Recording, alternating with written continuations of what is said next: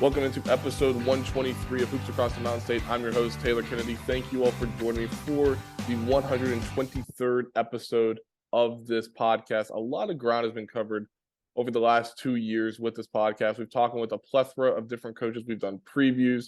We've talked to players. We've talked to administrators. A lot of ground. We're already in our fourth and final episode of our MEC preview series. Up next, we'll talk with WVU Tech and Rio Grande for our River States Conference preview. So we'll talk about that later on. However, let's stay in the now, let's stay in the present, and let's talk about MEC basketball. And we are pleased to be joined by Daniel Mondragon, the men's head basketball coach at Davis and Elkins, and he joins us now. Coach, how are you, my friend? I'm doing well, man. It's good to be back. It's good to be back in the fall, getting ready for winter sports and basketball season. So I'm excited. At what point do you know that it's truly basketball season? I mean, knowing for me, it's like I'm not saying it's like whenever my knee hurts, it's raining for some people, but like I feel like whenever it starts getting a little bit cooler and stuff like that, I'm like, ooh, we're getting close. Yeah, for sure. Being here for 4 years in West Virginia, that's kind of been the hint for me when the leaves start to fall and practices start to pick up. You start to get really excited about basketball season coming around. Yeah, this is your fourth season. I mean, time has flown by, my man. I was going through your bio earlier. Fourth season. I would assume you're enjoying this ride that you've been on since you came to West Virginia. Yeah, absolutely. It's been a really good ride so far. I'm definitely enjoying every minute of it. And you're right, the time has flown by. I think in 10, 15 years, we'll look back in this and be like, man, that was a crazy time. Because as soon as I got hired, that following spring was COVID. And then that lasted about a year and a half. So almost two of my first seasons were COVID ridden. And then so here we are on the back end of that. But yes, still as excited as I was when I first got hired, and enjoying it and hoping that all the hard work will come to fruition in the wins column. You talked about that excitement. Build on that. How does that excitement build for you consistently on an annual basis? Because for some coaches, they may just pack it up at the end of the last season and just say, okay, the heck with it. But then you also have other coaches that are, they put their head down and they put that grind work in and they're just like, all right, let's go back to work.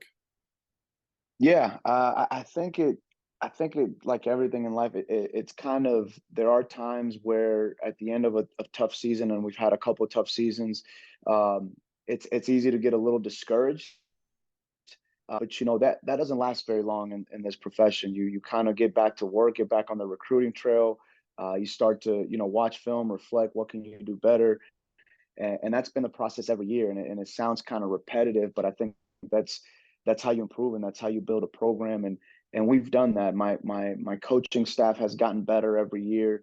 Our players, our depth, our roster has gotten better every year. Not to the point in a year where we've broken through and everybody's like, wow, but just kind of just little by little, we're getting better. And we've had, as uh, small setbacks. And I call them small setbacks because in the big picture, we're still, I think, building the foundation. And this is year four, but recruiting class number three. And for a lot of coaches that have done what I'm trying to do, this is kind of the year where you kind of start to turn the corner. Is that third year where you've got some continuity, some guys that have been with you for a couple of years, and so I think we're doing all the right things, and I think we've built the foundation. I think we are going to be a team that knows who they are a little bit more than maybe in the past, and so it's super exciting, man. It's super exciting, and we're um, for the most part, we have had one injury this year already, which that has been an Achilles heel for us. But with the depth that we've added, I'm still very, very positive about and optimistic about what we can be this year. So, You talk about, let me rephrase. There's so much optimism in your voice. And a few weeks ago, the MEC preseason poll was released, and you guys are preseason ranked number 9. How much do you and your staff look into that and then base what your roster looks like? And you're just like, let's use that as motivation. yeah, we don't pay that much attention to it. We are a lot of those preseason rankings. There is time put into it. People do their research with the rosters, but we don't deserve to be any higher, in my opinion. Even even with the returners that we had, with the injuries that we suffered to some of our starters, people don't know what kind of shape they're going to come back, right? And we know what we know, and we just kind of focus on ourselves, focus on improving. Uh, we know we can be much better than number 9, but just that's the beautiful thing about basketball. It's about a group of guys coming together, a program coming together, and really having an identity and being able to stay healthy is a big part of it. So we're hoping that this year we can do that. And so yeah, we're not worried about it. We do at times use it as motivation for the guys, because the kids maybe pay a little bit more attention to that, which is okay. So we try to kind of manage that as we hit the start of the season, and at certain points in time, we may use that little nugget as motivation. Branch off of that, how do you continue to build off of motivation? Because obviously, when you hit a high, there's going to be regression coming towards the end of that, and it's a consistent roller coaster, as you are well aware of that. How do you keep your guys in that mindset of moving forward, continuing to move towards that ultimate goal towards the end? Because coaches have different approaches and different outlooks on it, but for you, how do you approach that and manage it?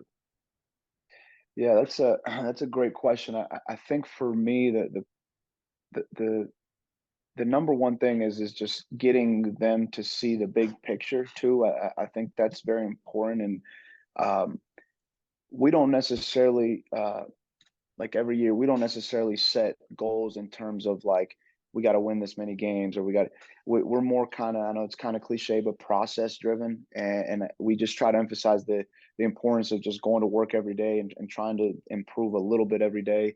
uh, but the perfect example of that was my second season, which was our shortened season from COVID. We That was my first recruiting class, and our top 6 7 guys were pretty darn talented. And what ended up happening is we had some things off the court that we had to kind of make a decision on what was most important to us in our program, me myself as a coach. And so I had to remove one of our really good players, who was a transfer, because he was not doing the things that our program was going to be about. And on paper it really hurt us. And then after that season, we suffered some injuries, and then we had another really, really very good freshman, if you remember, Jossie Powell, who ended up transferring and started at Jacksonville. And so, but the point of that story is that locker room, when we made those decisions, that locker room got really, really tight. And that was kind of the first moment where, because I was nervous about making that decision, but that was the first moment that I said, man, these are the right guys.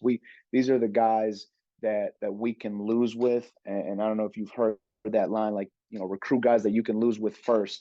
And I think that's what it was. It was a moment where it was very evident that these guys are here, they see the big picture, and they're willing to bring it every day. So the motivation, they know what we've been through, they see the big picture, they know where we're trying to take the program, and they're able to just come in every day and go to work. And this preseason has been one of the most consistent ones we've had in terms of just the energy, the focus.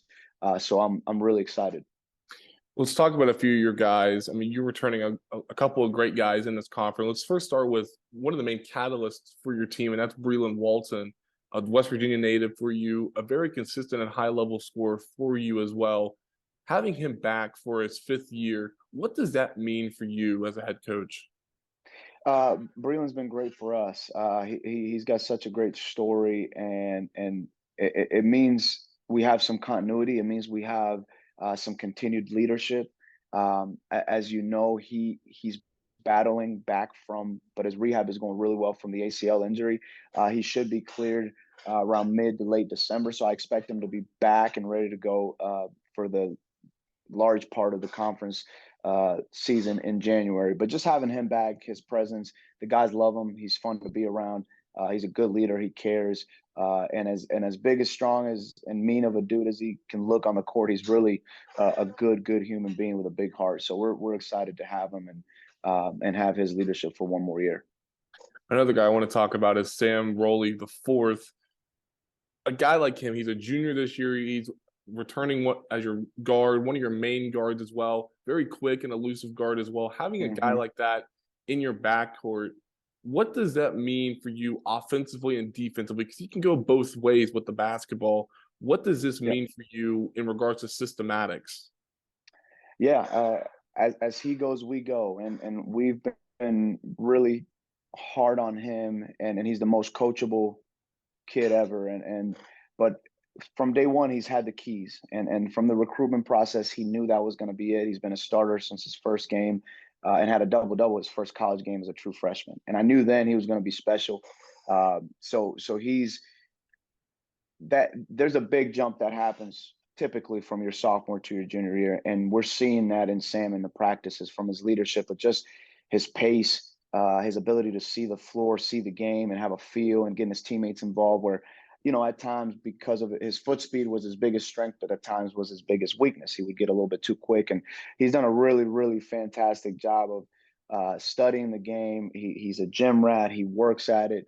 And he's gotten better defensively as well. Believe it or not, on the ball, he's always been great, but off the ball, he had some bad habits that he's now fixed. And, he's in gaps and he's helping and he understands rotation. So he will continue to improve. I think he's going to have even a better year. Maybe his numbers won't be as good, and that would probably be a good thing for our team in terms of his scoring. That means we'll have more talent around him and he'll be making the people around him better. But I say this confidently. I think he's probably the best point guard in the conference. I really do. And last year I thought him and Nick Edwards were up there, and but he's just really, really good and has all the tools to be an elite point guard when his mind is right and he's playing at the right pace.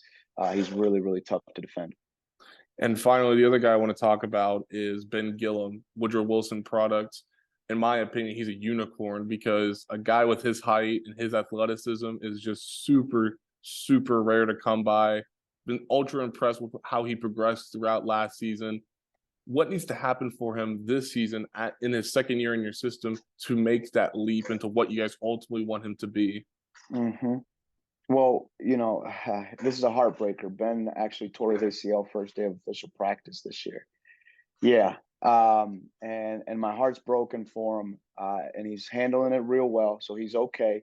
And it's just sad. It's just one of those things that's outside of your control. And again, he really came on last year late when Breland went down. He really stepped up. I think he had 3 or 4 double doubles in the last 8 games and was just finding his groove as a true freshman. And then all preseason was just doing a great job. Was probably going to be our starting 5, and we expected a big season from him. And then first day of official practice on a non-contact drill, non-contact movement, blows his knee, and so he's having surgery this Friday. So he'll obviously redshirt this year, but his story is yet to be written. So, but that's one of the ones that hurt us, Taylor. But we're staying positive. Like I said, we've added some depth. We've got a freshman that I think you'll really enjoy watching. His name is Clarence Pierre. He'll be holding down the front line, and a Division II transfer 6'8"4-man Vadim Clinette, who's going to be really fun to watch as well. And then Evan Busby's back. He was a 12 and a half points a game for us last year. He's back from his PCL injury. So, yeah, but like I said, I know you weren't expected that, but yeah, Ben will not be he'll be on the sidelines coaching with me and helping us out, helping us get better and working hard to get back on the court. Man, that sucks to hear. That really does suck to hear because I'm a fan of his just because I of know you his are. energy. So my Yeah. heart goes out to him. So I'll end on this note. I know I should ask this earlier on, but what do you like about this team? There's a lot of optimism in your voice. You've talked about the depth. We've talked about 2 of your key returners. You mentioned a few of those new guys. What do you like about this year's Davis and Elkins squad? Ooh, I think if I had to sum it up into one thing, I think to answer the question, I like a lot of things. Obviously, the depth. I think our shooting will be a little bit better, but I really like the buy-in. I really like the buy-in. Guys understanding roles already, and we haven't even had those hard conversations. But the continuity and the buy-in to the big picture and the goals that we're trying to accomplish. A couple new guys. I mean, when you're able to just bring in some couple transfers and some freshmen, and they just kind of flow right into everything you're doing. I think that shows the momentum, and I think that shows kind of the culture that we're building here.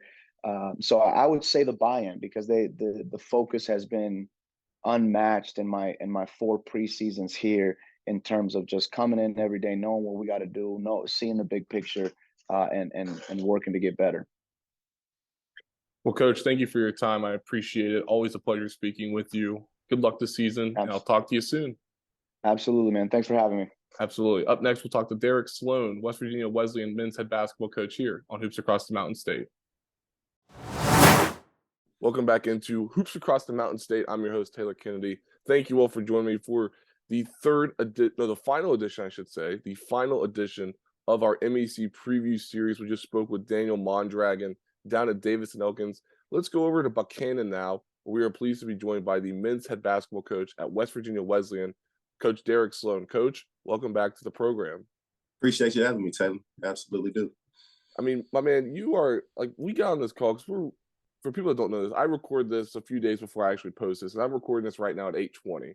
And then all of a sudden, like I woke up probably about 20 minutes ago, got ready and everything else. And Coach Sloan here, he just comes in, he's just full of energy. So I gotta like pick it up a little bit. I mean, I don't know what I need to do. I feel like I'm like playing for him right now, because he's bringing the energy. I need to replicate it. I need to duplicate it. I mean, come on. Hey, now. It's contagious, man. I try to make it contagious, right? That's a good point. That's a really good point. But how are you, my man? I'm doing good, doing really good. Gearing up for opening weekend next week, trying to get the guys ready to go. Everybody's working hard. So I'm excited for what's in store for us. This is year 2 for you as the Bobcats head coach. What did you learn last year that can be applicable this season? Yeah, I think one of the main things for me is seeing where our strengths and weaknesses are. And this year being able to come in and sort of see what we needed to hit hardest, from maybe from not just from a skill standpoint, but from a team strategy standpoint. Different things that we need to work on offensively and defensively. So being able to see that, have a whole year of looking at that, sort of get some guys in to start getting guys in that sort of fit the style how you want to play, and being able to make those sort of adjustments was huge for us. 10 new guys on your team, and you mentioned how you're trying to continue to build on what you're wanting to achieve, what you're wanting to build there as well. How do you go about doing that whenever you bring in such a loaded class with fresh faces? How do you go about doing that? For sure. You sort of come in, and the baseline is hard work for us. Guys got to work hard. That's got to be the foundation. And then we're going to be a little bit more athletic, a little bit quicker. Got a couple guys in here that can shoot it a little bit, and that's how we want to play, a little bit faster pace, getting up and down the court. Defensively, I think we're a little bit ahead already of where we were last year, so definitely excited about that. But that's sort of what we want our identity to be: just tougher, more athletic, quicker on the wings, and have a little bit more shooting out there. That's sort of what we're looking for when we're bringing guys in. But it starts with that baseline of hard work, being willing to just put in the work day in, day out, being consistent with it, so we can get better as individuals and as a team. What excites you about this team that almost gets you ready to go to war with them each and every night? Yeah, I would say our youth has been great. They just came in and revitalized everything. Even the older guys is rubbing off on them. Those guys, these freshmen and sophomores have done a good job of sort of setting the tone as far as their work ethic, their positivity, and they are really chomping at the bits here to get going. Obviously it'll be a learning process for a lot of them, being their first college competition against different bodies, that we've been practicing against each other all preseason. So obviously it'd be a learning adjustment this year, but I think for the future and this year as well, I think we're definitely far from playing our best basketball, but I'm definitely excited to see what these guys can do and how they start to gel together in the coming months. When you go about this evaluation process, when you have 10 new faces on your team, what plays into that? Because it obviously has to have a bunch of different components with that. Mhm. But since you're going into your second season as well, and you're still trying to build X, Y, and Z, how does that evaluation work with these new guys? Yeah, well, for me, it starts with what do I value, right? What do I value in the game of basketball? What do I value in a player? What I value in our team culture. And this has been one of the hardest working groups that I've seen since I've been here. And that's where it starts with me, right? Just your willingness to work, your willingness to whether any drill, any play that we're running, any sprint, any conditioning session, your willingness to go all out all the time. That's where it starts with me, and those are the guys that we want to have be a part of this program. So guys that show that, have done a really good job of have being that our identity, making that our identity on a daily basis. And then, you got obviously you have to have some sort of ability offensively and defensively to be able to make an impact out there. And so guys that can do that at the highest level for us, those are the guys that we got to roll with. I want to talk about your scoring from last season because three of your top four scorers are no longer on your team. That's 53% of your total points from a season ago is now gone. How do you go about identifying guys that can be your top playmakers and top scoring guys as well, but at the same time, just trying to find those guys that might be a diamond in the rough as well when you lose three of your top four scorers? Right, for sure. Obviously that's hard to replace. You're losing guys like McGrew and Hibbett and Pope. Those guys were huge for us. Maybe when the offense was stalling a little bit, those are guys that can go get a shot on their own and sort of try to bail you out a little bit. We really don't have that this year. So a lot more emphasis on player and ball movement. It's hard to replace. It really is. So, I think we start by getting up and down the court a little bit more, trying to get out in transition, trying to get some easy buckets, turn up the defense, trying to cause some chaos out there, and provide ourselves with just more opportunities offensively. We didn't have a whole lot of shooting last year. I think we're a slightly better shooting team this year than we have been in the past. But definitely replacing that amount of points is not easy. But I think we're a little bit more balanced, but we don't have any go-to scorers, right? So it's going to be definitely a team effort for sure. One of your guys you do have returning is a returner that's played a lot of basketball for you so far. He played in 22 of 27 games a season ago, averaging 29 minutes a game, 9 points, 40% from the field. That's Anthony Craven Jr. Mm-hmm. Having a guy like him that played as much as he did last year, how important is that for you all with trying to mesh and mold all these different pieces into what you guys ultimately want it to be? Yes, he's been huge. He really has, from not just from a basketball experience standpoint, but from a leadership standpoint too. He's showing guys the ropes of how we do things, and he's a great example of it. A hard worker. When he's in the gym, you always hear his voice. You can rely on him to do things the right way. He's just a prime example of what it means to lead with your behavior and vocally, right? So having him is huge. He's sort of a guy who can do a little bit of everything. Not particularly great at one thing, but if you need him to go start attacking the basket, try to get you some easy points, he can do that. If you need him to knock down the open jump shot, he can do that. Need him to handle the ball, he can do that. So he's definitely been a huge piece for us this preseason. He'll definitely stay that way throughout the season. One of your guys that you do have returning is, from a shooting perspective, is Tyler Sloan, who averaged 7 points per game, shooting 44% from behind the arc. Yeah. When you look at him, is he going to be one of those guys to lead the pack in regards to shooting efficiently this season? Absolutely. He, like you said, he shot it really efficient last season, and that's what we need. That's an area we've been lacking. So having him out there for us will be huge. He's recovering from a little knee injury right now, so can't wait to get him back out there for us. But he's definitely going to be a huge part of what we do offensively. Let's go back to these fresh faces. I want to kind of open the floor up for you. Yeah. Talk to us about these 10 new guys. What do you like about them? Give a shout out to a few of them as well. What are you seeing so far? Yeah, for sure. We brought in one of our grad transfers, Darius Green, originally from Houston, Texas. He's done a great job. I mean, he's like the second coach out there. His leadership has been outstanding. Sort of a Swiss Army knife on offense, a willing defender, and just a hard worker overall. And guys really turn to him, because again, that experience factor comes into play for him. And that's huge for us, not being that we don't have a whole lot of that. So he's been great to have. A couple of our freshmen have really sort of stepped up and, filled positions that we needed filled. Jamal Jacobs, he's done a decent job at the point guard position.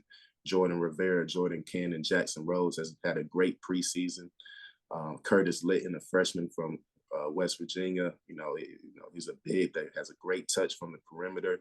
I think he's going to definitely be able to do some really good things for us this season.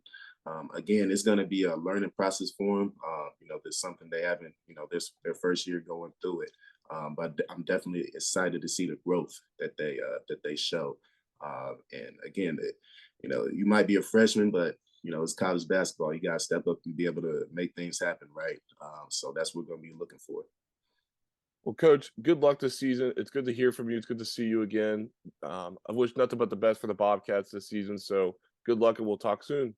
Awesome. Appreciate you having me, Taylor. Absolutely. That will conclude episode 123 of Hoops Across the Mountain State with our two guests, Daniel Mondragon, men's head basketball coach at Davis and Elkins, and Derek Sloan from West Virginia Wesleyan. Up next, we'll talk with two coaches from the River States Conference, and George Wilmore and Ryan Arrowwood in episode 124. You will not want to miss that. So check it out on Monday, and I'll see you guys then. This is Hoops Across the Mountain State, signing off.